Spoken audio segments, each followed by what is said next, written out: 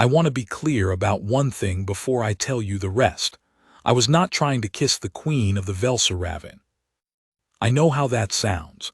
I have had time to consider exactly how it sounds, because since the moment it happened, approximately 400 palace officials, 17 foreign dignitaries, 2 compact ambassadors, and 1 extremely unhelpful staff coordinator named Prel Orvath have all offered their assessment of what I was trying to do. None of them was correct. None of them was in that corridor. None of them has spent 8 years as a cultural envoy for the Compact, learning to read body language across 43 alien species. And none of them has ever stood 2 feet from a sovereign who turned her head at precisely the wrong instant while I was leaning in to murmur something into her ear about the seating arrangement in the hall of reception. So let me tell you what actually happened, all of it in order from the beginning. My name is Solon Vrath. I am 38 years old. I am a compact cultural envoy, Class III, assigned to the Velsaravin diplomatic outpost on the first day of what was supposed to be a straightforward 18-month posting to a mid-tier allied court. I have a plain face, dark hair that is beginning to gray at the left temple, a scar across my right jaw from a collapsed transit scaffold on my 3rd posting, and approximately no reputation in the Velsaravin royal court, which is how I preferred it. I am not the kind of person who seeks to be remembered. I have spent most of my career trying not to be noticed. I mention that so you understand that what happened was not a plan. The Velsaravin court operates on a system of protocol so intricate, so layered with centuries of precedent, that the Compact spent 11 years producing a 400-page briefing document about it. I had read all 400 pages. I had read the supplemental volumes. I had spent 2 months in pre-posting training with a Velsaravin protocol instructor named Advisor Sorvin Keth, a small, precise woman who communicated primarily through the controlled thinning of her lips, and I had emerged from those 2 months with what I believed was a working understanding of how to move through the Velsaravin court without causing an incident. I was wrong. But I did not know I was wrong until the 22nd day of my posting, which was the day of the reception of allied envoys, a formal court gathering held twice yearly, at which every diplomatic mission on station presented itself to the court, and the Queen acknowledged the Compact's presence and said something diplomatically warm, and everyone drank a small cup of grain wine and left in an orderly fashion. I was not supposed to be near the Queen. My role was to stand in the 3rd row of the Compact delegation, between Senior Envoy Kalath Vren and Trade Attaché Prince Soval, and do nothing. The Compact's formal presentation would be handled by Ambassador Vithai Dorn, a tall, organized woman who had been at this court for 6 years, and who communicated everything she needed to communicate to me through the controlled compression of her left eyebrow. The problem was the seating chart. The hall of reception holds 800. The seating arrangement for the reception of allied envoys follows a precedence order established in the 14th year of Queen Saravane Velkath's grandmother's reign. It is, in other words, immovable, ceremonially locked, and I had discovered at approximately 6 in the morning on the day of the reception, while reviewing the physical layout of the hall, completely incompatible with the 3 new diplomatic missions that had arrived at court in the previous 6 weeks. The Compact's delegation had been assigned seats 417 through 434 in the East Gallery. Seats 417 through 422 had been physically removed 6 weeks earlier to accommodate a ventilation repair and had not yet been replaced. 6 members of the Compact delegation, including Senior Envoy Vren, had no seats. The hall would be sealed for the ceremony in 4 hours. Ambassador Dorn was aware of the problem. She was handling it. Specifically, she was handling it by being in a tense, low-voiced conversation with the chief hall coordinator in a side annex. And she had sent me, as the newest member of the delegation, and the one least likely to accidentally break any additional protocol rules, to deliver a message to the Queen's coordination advisor, a tall official named Sorvin Velorath, who would be in the outer preparation corridor behind the hall's eastern anteroom. The message was simple. The compact delegation needed 6 supplemental seats placed in the East Gallery before the sealing hour. I had the message written on a small, compact diplomatic card. All I needed to do was find Sorvin Velorath, hand him the card, and return. The entire errand should have taken 15 minutes. It took 15 minutes to find the outer preparation corridor. Another 4 minutes to confirm that Sorvin Velorath was not in it. He had apparently been reassigned to the north anteroom. The north anteroom was on the far side of the hall. The hall itself was in the process of being sealed. The great double doors on the east side were already closed, which meant I had to go the long way, through the inner corridor behind the royal preparation chamber. I want to be precise about the geography, because the geography matters. The inner corridor behind the royal preparation chamber is approximately 12 meters long, 2 meters wide, walled in pale gray stone with gold thread light fixtures at 3-meter intervals, and is used exclusively by senior court officials and members of the royal household. As a compact class III envoy on an errand, I was technically permitted to use it. The compact standing access rights covered all non-ceremonial corridors, but it was not common. In 8 years of cultural postings, I had been in approximately 11 such corridors at 11 different courts, and my experience was consistent. Move quickly, do not make eye contact with anyone who looks like they own the space, and do not speak unless spoken to. I was moving quickly. I was not making eye contact. I was holding my diplomatic card and reviewing the mental map of the north anteroom's location. I turned the corner at the far end of the inner corridor. Queen Saravain Velkath was standing 6 feet in front of me. I stopped. She was alone. This was, I understood in the 3 seconds it took my brain to process the situation, unusual. The Queen of the Velsaravan court does not move through corridors unaccompanied. She has a household guard, a senior attendant, a protocol advisor on her left, and a documentation recorder on her right at all formal events. In this corridor at this moment, she had none of those things.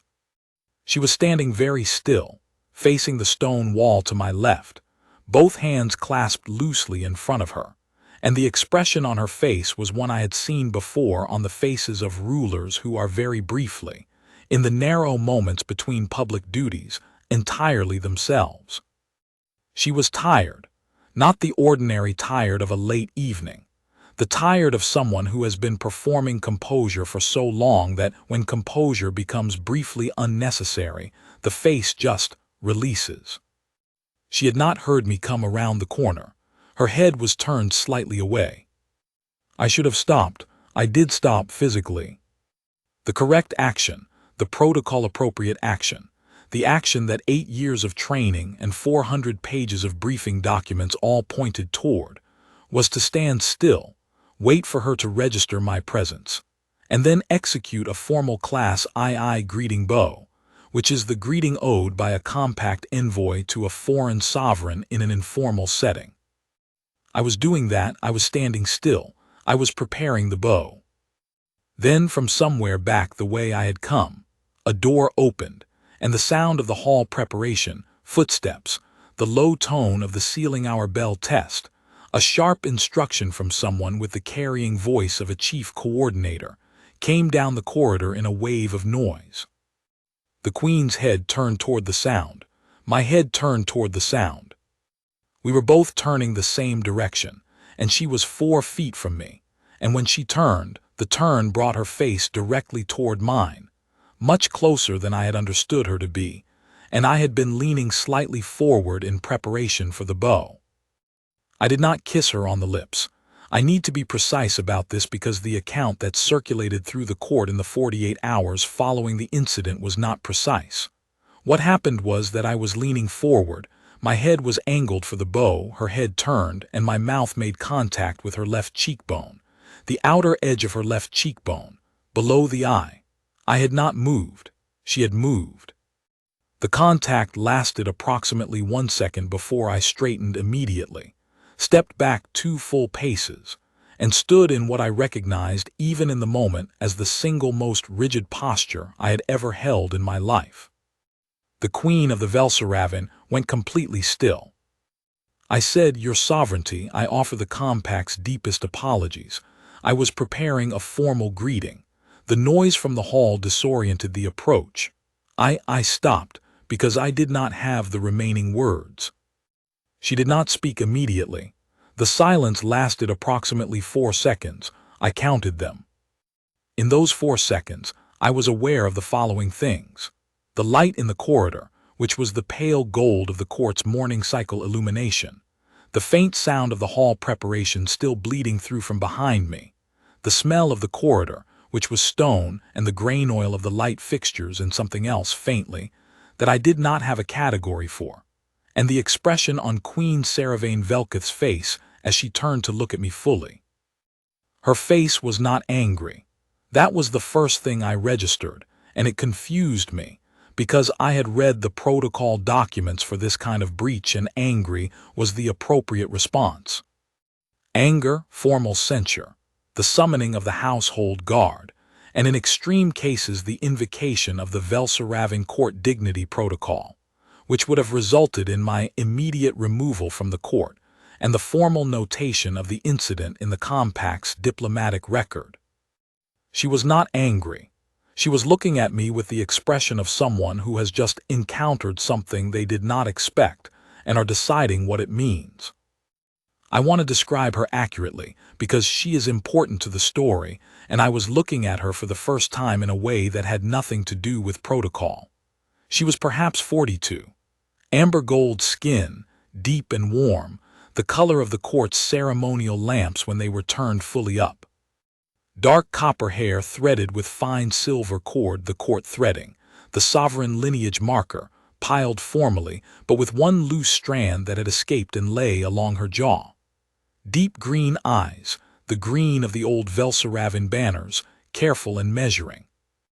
She was in her formal court dress, the deep burgundy and gold of the court's ceremonial colors, and she was, even standing alone in a narrow corridor, having just been accidentally kissed on the cheekbone by a junior Compact diplomat, completely composed. Or nearly completely composed. The one loose strand of hair and the expression in her eyes were the only fractures, and they were small ones. "You were preparing a formal greeting," she said. Her voice was flat, not cold flat, precise. The way she said it, it was not entirely a question. "Yes, Your Sovereignty," I said. A Class II greeting bow. I was leaning forward. When you turned, I was not attempting. "I know what you were not attempting," she said. I stopped talking. She looked at me for another long moment. I could not read her expression. I am reasonably good at reading expressions.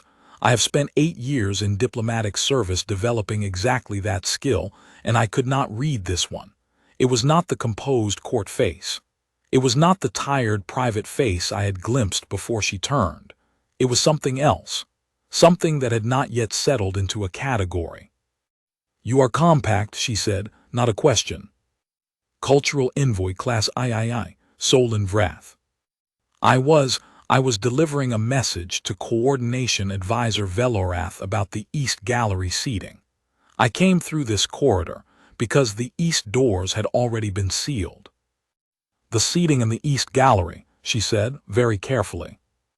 6 seats have been removed for ventilation repair. The Compact delegation is short seats for 6 members. She looked at me. Then very precisely she said, "That is the reason you are in this corridor." "Yes." She was still looking at me. The expression had settled, slightly, into something I could almost categorize. It was not the expression of someone who was about to summon the household guard.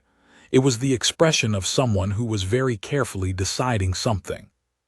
"The Velsaraven Court Dignity Protocol," she said, and my stomach dropped, "requires that any unintentional physical contact between a Compact envoy and a Velsaraven sovereign be reported to the protocol registry within 6 hours, logged in the formal incident record, and reviewed by the Court Protocol Commission within 10 days. The Commission will determine whether the incident constitutes a breach requiring diplomatic censure. Yes, I said, I knew this. 400 pages. I will file the report, she said. Yes, Your Sovereignty. In the report, she said, and her voice was still very precise, I will note that the contact was unintentional, initiated by my own movement, and lasted less than 2 seconds. I will note the envoy retreated immediately and offered an immediate apology in the correct form. I had not used the correct form. I had said deepest apologies, which was approximately correct but not technically the formal phrasing, and I did not point this out. The Commission will review it as a minor protocol variance, she said. It will be resolved without censure. I breathed, thank you, Your Sovereignty. She looked at me for one more moment.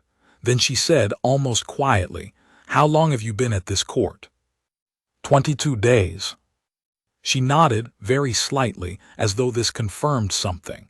Then she said, the north anteroom is to your left at the end of this corridor.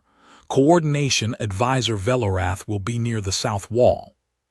Tell him the Queen has authorized a supplemental seating arrangement for the compact delegation. He will have it handled before the hour. Yes, thank you. She said nothing further. She turned back to the wall. The audience, such as it was over. I went to find Coordination Advisor Velorath. I found him. I delivered the message. He executed the expression of someone who has been told to do something by a sovereign through an unconventional channel and is going to do it immediately and ask no questions. The supplemental seating was in place with 30 minutes to spare. The reception of Allied envoys proceeded without incident. I stood in the third row of the compact delegation, between Senior Envoy Vren and Trade Attaché Soval, and I did nothing. And I did not make eye contact with the Queen when she acknowledged the compact's presence, and she looked at me for precisely no longer than she looked at anyone else. I thought that was the end of it. I was wrong. The report went to the protocol registry that afternoon, as the Queen had said it would. The protocol registry logged it as required. The log was, as everything at the Velsaraving court was, accessible to senior court officials. By the following morning, approximately 60 senior court officials had accessed it.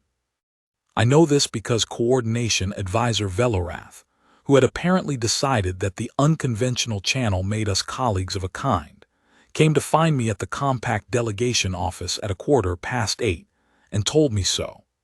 He was a tall, narrow man with the careful posture of someone who had been navigating court politics for many years, and he delivered the information with the controlled precision of someone who understood that I was going to need it. The incident report, he said, sitting across from me in the delegation office while I held a cup of the compact's preferred morning beverage and tried to look as though I was not alarmed, has been read by 63 court officials as of this morning. It will be read by more before the day is out. This is not typical for minor protocol variances. Why, I said. He looked at me carefully. The Queen has not filed a minor protocol variance report in 18 years of reign. I see. Court officials read it because it is unusual. They will continue to read it because it involves a compact envoy and a question of physical contact in an inner corridor, and these are things that generate discussion in court environments. I understand. The nature of the discussion, he said, will depend on what the court believes the incident means. I looked at him. What does the court believe it means? Velorath was quiet for a moment. Then he said, the court does not believe it was an accident. I set down my cup. The court, he continued, is aware that compact envoys study protocol extensively. The court is therefore skeptical that a compact envoy would enter the inner preparation corridor without awareness of its significance, or lean forward in a greeting bow to a degree that would result in cheek contact.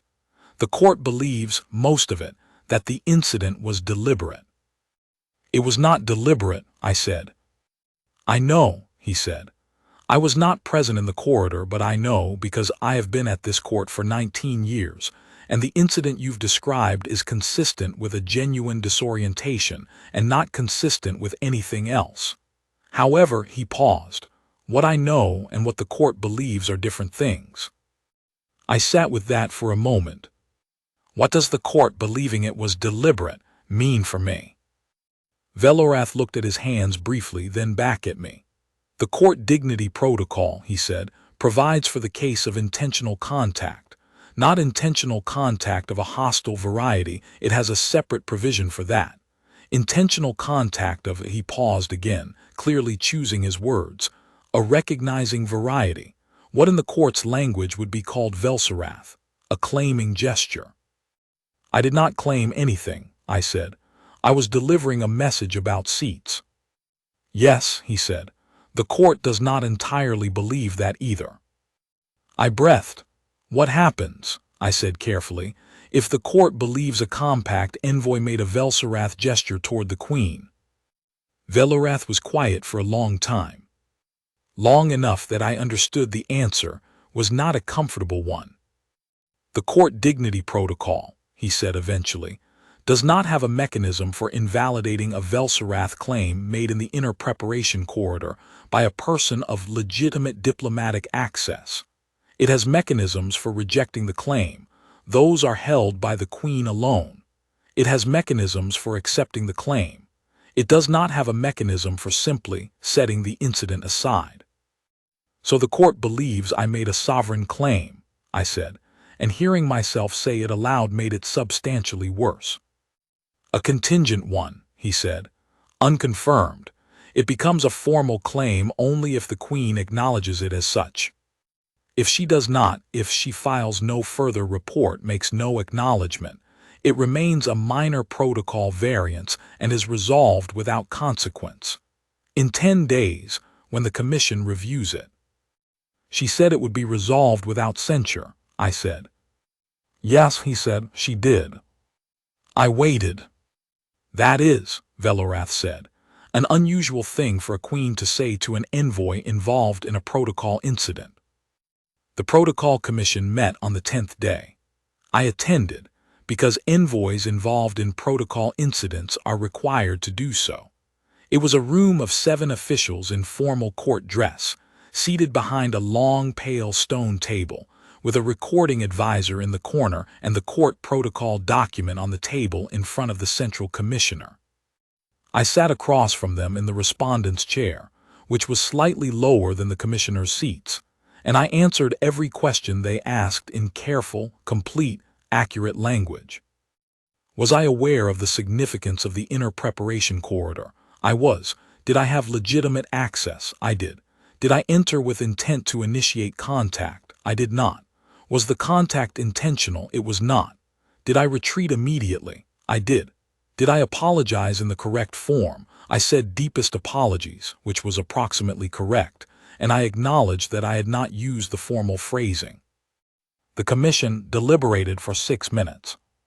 Then the Central Commissioner, a woman named Velsorvain Keth, not the same person as my pre-posting instructor, though the family name was similar, said that the Commission found no evidence of deliberate protocol breach and recommended resolution without censure, consistent with the Queen's characterization of the incident. Then she said, "The Queen has submitted a supplemental notation." I was not expecting a supplemental notation. Neither, based on the slight shift in the posture of the 6 other commissioners, were they. The recording advisor read it. It was 3 sentences. The first sentence confirmed the Queen's account of the incident as already filed. The second sentence noted that the compact envoy had delivered a diplomatic message on behalf of the delegation in a timely and accurate manner, resulting in the resolution of the East Gallery seating deficit before the reception's sealing hour. The third sentence, and here the recording advisor's voice did not change at all, which I respected, noted that the envoy had demonstrated, in the Queen's assessment, a quality of accurate attention that the court rarely encounters in its diplomatic relationships. The commission did not know what to do with this. I could tell by the 6 minutes of silence that followed the reading. The central commissioner looked at the supplemental notation. She looked at the other commissioners. She looked at me. "The commission," she said, "accepts the supplemental notation into the record. The incident is resolved without censure. The envoy is dismissed." I left. In the corridor outside the commission chamber, Coordination Advisor Velorath was waiting. He said nothing when I came out. He simply fell into step beside me. We walked for a while. We were approximately halfway to the compact delegation office before he said, quietly, "Accurate attention." "Yes," I said. "The Queen," he said carefully, "has not filed a supplemental notation on a protocol case in 18 years. I looked at him. "You keep saying 18 years. "It has been 18 years, he said, since anyone at this court demonstrated to the Queen's satisfaction that they were paying attention to her specifically, rather than to her title. I thought about that. I thought about the corridor and the loose strand of hair and the tired face before it had composed itself. I thought about the way she had stood with both hands clasped loosely in front of her, facing a plain stone wall, in the only 18 seconds of privacy she apparently had on the morning of a full court reception. "She was taking a moment," I said. "Before the ceremony, she didn't hear me come in." "No," he said, "she did not." "I saw her face before she knew I was there," I said, "before she turned." Velorath was quiet for a moment. "What did you see?" I considered how to say it accurately. "Tiredness," I said, "not the ordinary kind." He nodded. We walked for a while longer. "The court," he said eventually, "will watch you now. Everything you do, the delegation's work, your movements, whether you attempt to request an audience, whether you avoid requesting one. The supplemental notation is in the record. It cannot be taken out. The court will interpret it one way or another."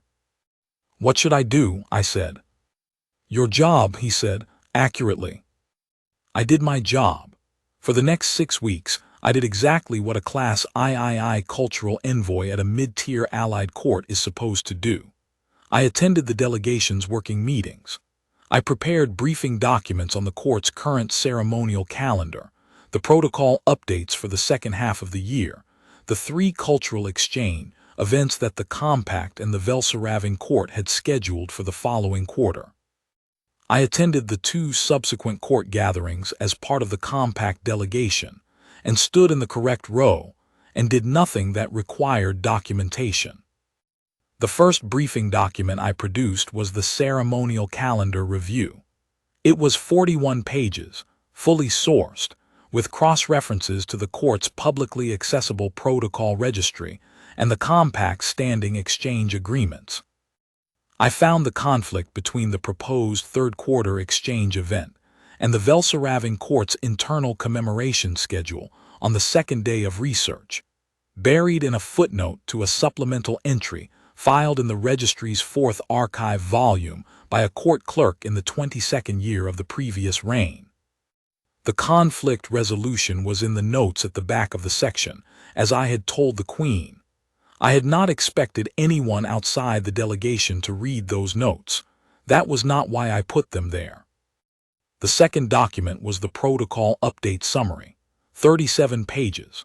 I found 3 instances of policy language that had been amended in the main registry without corresponding updates to the secondary cross-reference index, which meant that if an envoy were following the secondary index, as the Compact's training documents recommended, they would be operating under outdated guidance.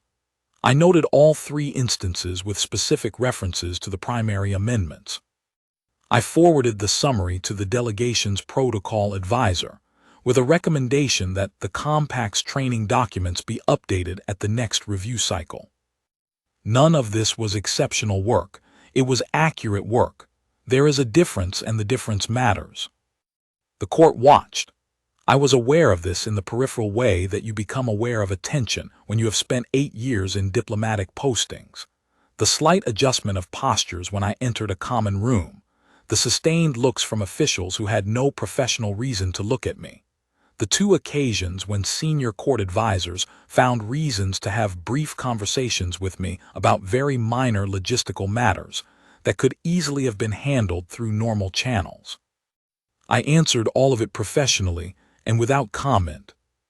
The first of those conversations was with a senior protocol advisor named Velorani Sorvin, no relation to the coordination advisor, who found me in the delegation's common room on the 14th day and asked me, with careful friendliness, whether I found the Velsuravan court's inner corridor system confusing. I told him that I had been confused on the day of the reception because the East Gallery doors had already been sealed and I had taken what I understood to be the next available route. He asked whether I had reviewed the corridor access documentation since then. I told him I had, and that I now had a clear understanding of the access system. He thanked me for my time. He had not needed that information. He was testing how I talked about the incident. The second conversation was with a junior court recorder who introduced herself as Pren Velsorvith and asked, ostensibly about a formatting question regarding the compact's exchange documentation, whether I found the Protocol Commission review process intimidating. I told her I found it clear and well managed. She asked whether I had found the outcome satisfying. I told her I found it accurate. She wrote something in her notation pad and left. I did not find out what she wrote. I did not try to find out. The third conversation, which was not brief, and was not about a logistical matter, and which I had been expecting since the morning after the commission, was with Ambassador Dorn herself, who called me into her private office on the 28th day after the incident and asked me to sit down, which she did not typically do for working conversations, and then asked me to tell her, plainly, everything that had happened in the inner preparation corridor in the commission chamber, and in the 12 days following. I told her everything, all of it in order without interpretation. The accident, the Queen's characterization, the Velorath briefing, the commission session, the supplemental notation, the 6 weeks of court observation. When I was finished, she was quiet for a long time. Then she said, "The supplemental notation." "Yes," I said. "In 18 years of reign," she said. "Yes." She was quiet again. Her left eyebrow did the thing it did, and then it did something else, a subtler movement, the kind that in 8 years of working with her I had learned to read as reassessment. She was recalibrating something. "You did not request an audience," she said. "No." "Why?" "Because requesting an audience to clarify an incident that the Queen had already characterized as minor would read as anxiety about the court's interpretation rather than confidence in the accurate account. And anxiety about the court's interpretation would suggest I had something to justify." She looked at me for a moment. "And do you?" "No," I said.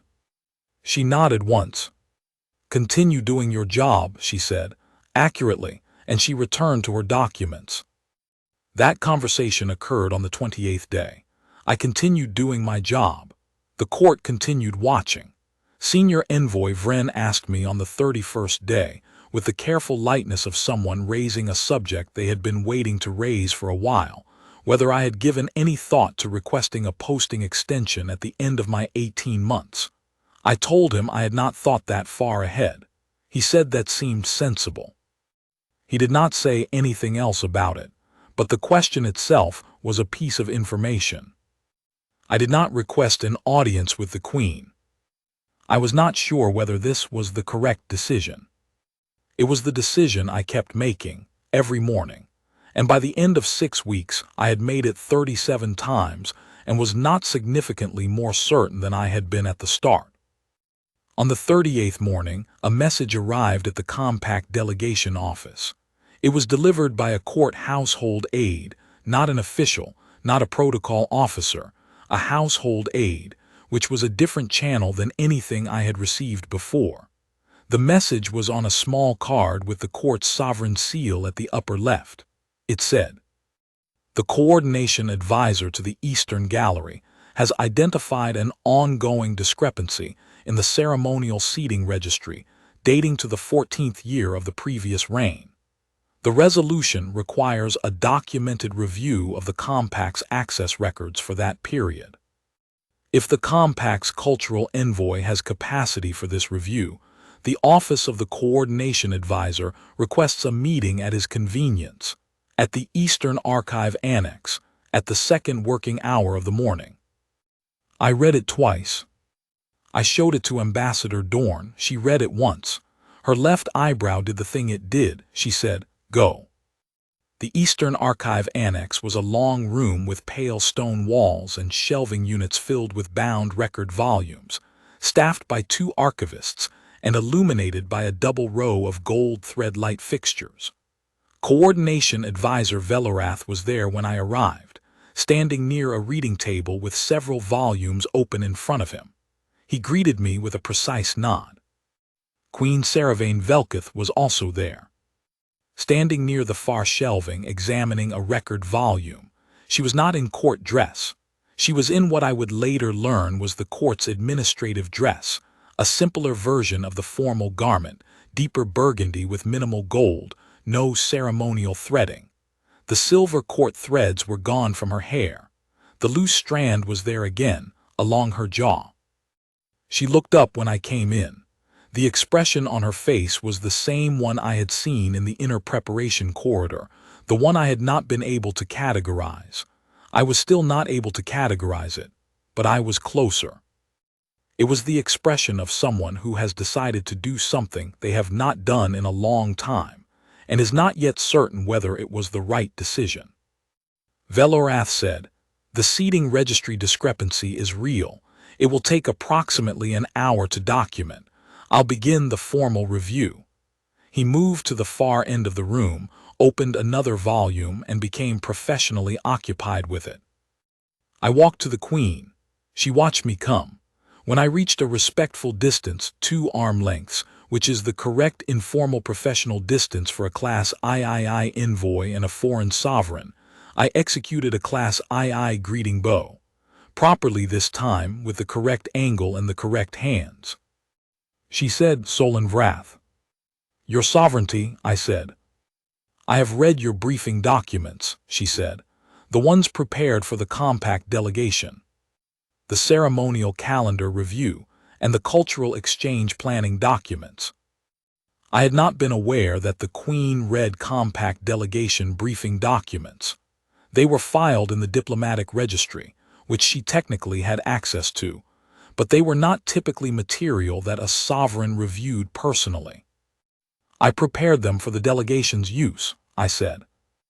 "They are well researched," she said.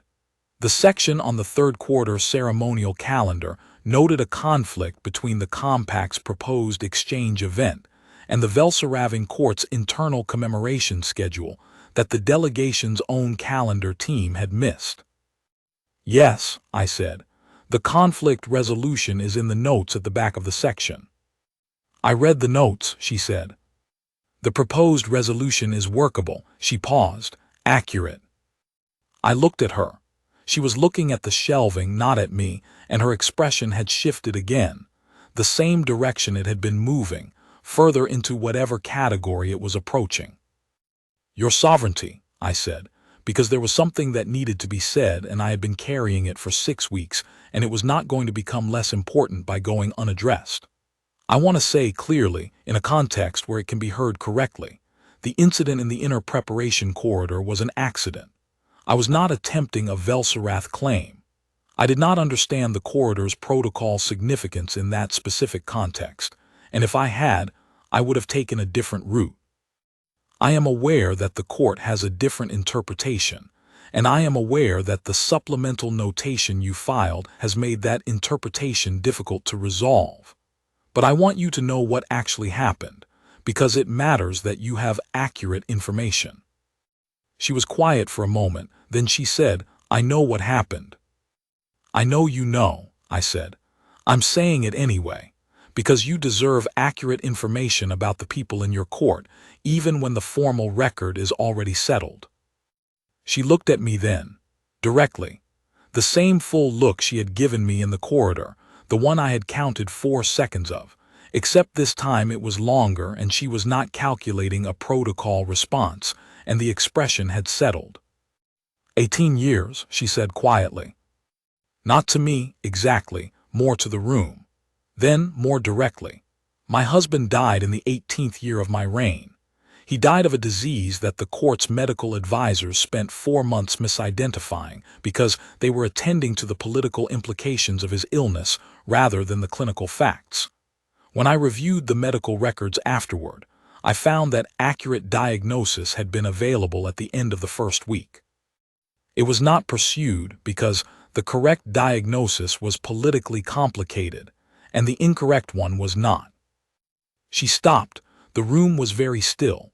Velorath at the far end was turned entirely away. I filed a formal protocol inquiry, she said. The court processed it correctly and thoroughly, and the advisors responsible were censured. The protocol was updated. Everything was handled correctly. And she stopped again, briefer this time. Nothing changed about the fundamental question, which is that the court attends to the implications of things more carefully than it attends to the things themselves. I did not say anything. I was not going to say anything she hadn't asked me to say. After a moment she said, "Accurate attention, that is what I wrote." "Yes. I have not written it about anyone at this court before," she said. "I read that," I said. "Velorath told me."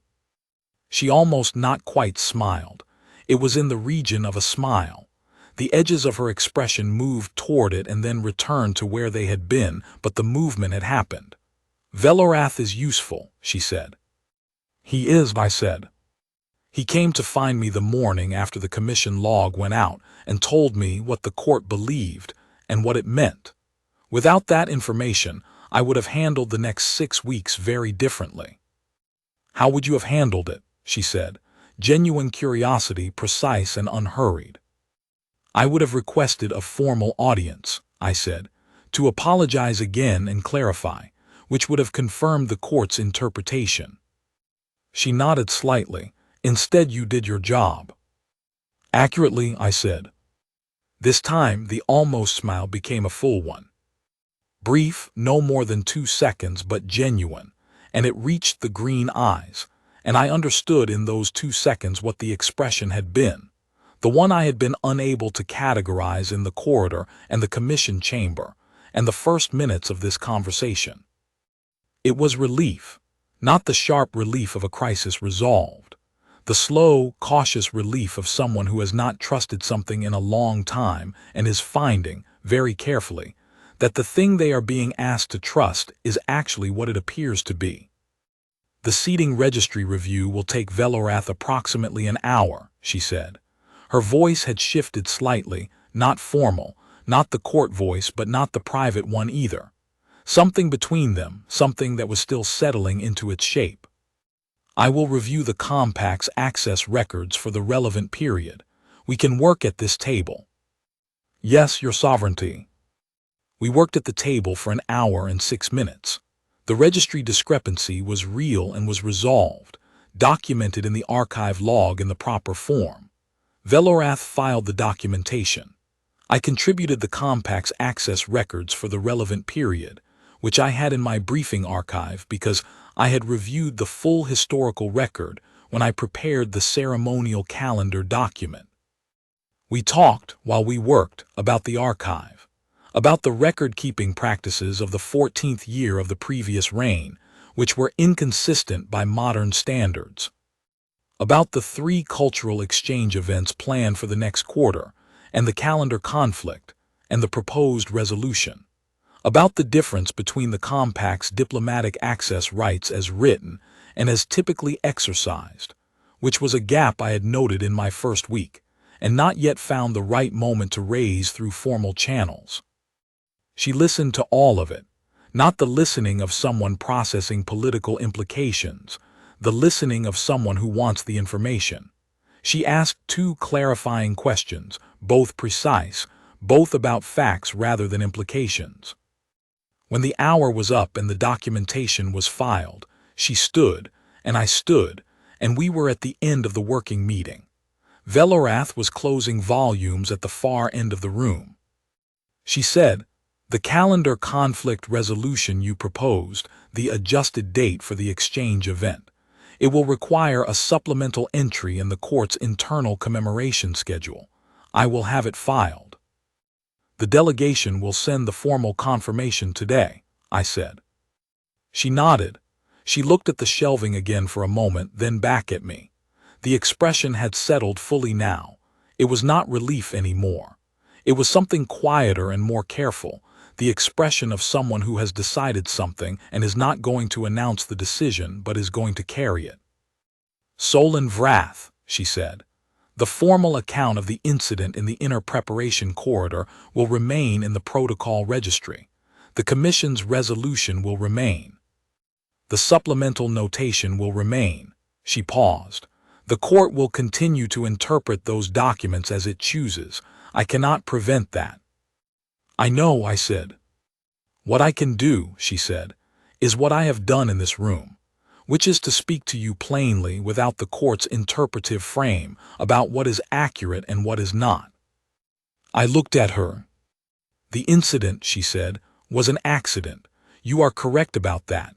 It was my movement, not yours. I turned at the wrong moment. I was not attending carefully to my own space because I was, the briefest pause, otherwise occupied." "Taking a moment," I said. "Yes," she said, "taking a moment." Something in her voice shifted slightly on the last word, something that was not public. "The court does not believe it was an accident. I cannot change what the court believes. But you should know," she stopped, collected herself with a precision I recognized as practiced, and began again. "You should know that I did not file the supplemental notation because of any interpretation the court holds. I filed it because it was accurate." I stood with that for a moment. "Accurate attention," I said. "Yes." "Then I will say something accurate in return," I said, "with your permission." She waited. "The loose strand of hair," I said, "along your left jaw. You had it in the corridor and you have it now. I don't know if it's deliberate or not. I don't know enough about your court's aesthetic protocols to say. But it is the most human thing I have seen at this court in 22 days, and it is the reason I have been certain, from the first moment I saw you in that corridor, that you are a great deal more than what the formal record describes." She was very still. "That is an accurate statement," I said. "Not a diplomatic one. I wanted you to have it." The silence lasted a long moment. Then she reached up, very precisely, and tucked the loose strand behind her left ear. The movement was composed and deliberate, and the ghost of the almost smile was back, this time quieter and more certain. "I will consider it received," she said. She walked to the archive room's east door, and Velorath followed, and I stood at the reading table in the Eastern Archive Annex with several bound record volumes and an accurate account of what had happened. And I thought about the 18 years, and the tired face in the corridor, and the way a person carries the specific kind of weight that comes from having the most important information in every room and nobody in the room willing to simply look at it clearly and say what they see. I finished reviewing my records. I put them back in my archive case. I walked to the door. Outside the door, Velorath was waiting. We walked for a while. At approximately the halfway point to the delegation office, he said, "She tucked her hair." "Yes," I said. "In 19 years," he said, "I have not seen her tuck her hair." I didn't have anything to say to that. We walked the rest of the way in quiet. That evening, Ambassador Dorn reviewed the documentation from the archive session. She reviewed the exchange event calendar update and the new supplemental entry. She reviewed my briefing notes for the morning's work. She was quiet for a while. Then she said, "The seating discrepancy was resolved." "Yes," I said. "The calendar conflict is resolved." "Yes." "The protocol registry incident," she said carefully, "is filed and closed." "Yes." She looked at me for a moment. Her left eyebrow did the thing it did, but differently than usual, less compression, something that was almost evaluation. "You're going to be here longer than 18 months, she said. It was not a question. I thought about the archive room, and the working table, and the precise listening, and the careful voice that was neither the public one nor the private one but something between them, something that was still finding its shape. "I think so," I said. She nodded once and went back to her documents, and I went back to mine. The court, as Velorath had said it would, continued to watch. The court continued to interpret the protocol registry, the supplemental notation, the archive session log, and every subsequent compact delegation document that the cultural envoy with an incident on his record produced. The court drew its conclusions, as courts do, from the information available to it. What I knew, and what the court did not have direct access to, was the thing that had been said in the archive room in plain language, between two people who were trying to be accurate with each other in a place where accuracy was rare. That the incident had been an accident. That the notation had been filed because it was true. That a strand of hair and a moment of plainness in a quiet corridor had been seen clearly and had been worth saying. The court would go on interpreting the documents. The documents would remain in the registry, accurate and incomplete. The way all documents are, they capture what happened, and they miss what it meant. What it meant was this: sometimes in the narrow space between a door and a turning head and a half-prepared bow, the thing that matters most is simply that someone was paying attention, accurately, without agenda, to the person themselves rather than to the title. The Queen of the Velsaravan court had spent 18 years waiting for that. I had spent 22 days, not knowing I was the one carrying it. I filed my afternoon report, marked the calendar update confirmed, and began preparing the next briefing document. I did the job.